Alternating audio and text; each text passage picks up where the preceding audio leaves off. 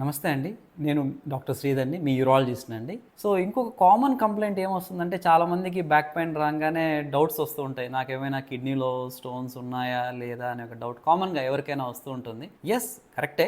కొద్దో గొప్పో కిడ్నీలో రాళ్ళు ఉండడం వల్ల కూడా బ్యాక్ పెయిన్ వచ్చేదానికి ఆస్కారాలు, ఛాన్సెస్ అయితే ఉన్నాయి. అది కాకుండా బ్యాక్ పెయిన్ అనేది అదర్ రీజన్స్ వేరే కారణాలు కూడా ఉంటాయి. అవి మెయిన్‌గా ఏమంటే వెన్నుపూసలో ప్రాబ్లమ్ రావడం, డిస్క్ ప్రాబ్లమ్ రావడం ఇవి కూడా కామన్ కాసెసే. బట్ టిపికల్‌గా అంటే కిడ్నీ వల్ల వచ్చే పెయిన్ ఎట్టుంటుందంటే అది పైన నడుము భాగం నుంచి కింద పొట్ట ద్వారా కింద పేగు నుంచి అలా నిదానంగా మనకు మూత్రాశయం వరకు వెళ్తుందనమాట. అది టిపికలీ స్టోన్స్ వల్ల వచ్చే పెయిన్ అలా ఉంటుంది. దాన్ని ఇంగ్లీష్‌లో ఏమంటారంటే లాయిన్ టు గ్రాయిన్ పెయిన్ అంటాం. అంటే వెనక భాగం కిడ్నీ ఉన్న భాగం నడుము నుంచి మూత్రం మనం పాస్ పోసే జాగా వరకు పెయిన్ వస్తే మాత్రం అది మోస్ట్లీ కిడ్నీ పెయినే ఉంటుంది. అట్లా కాకుండా ఆ పెయిన్ వెనకాల బటక్స్ మీద నుంచి అట్లా కాళ్ళ పాదాలకు వెళ్ళిపోతే మాత్రం అది మోస్ట్లీ కిడ్నీ పెయిన్ ఉండడానికి ఆస్కారాలు తక్కువ.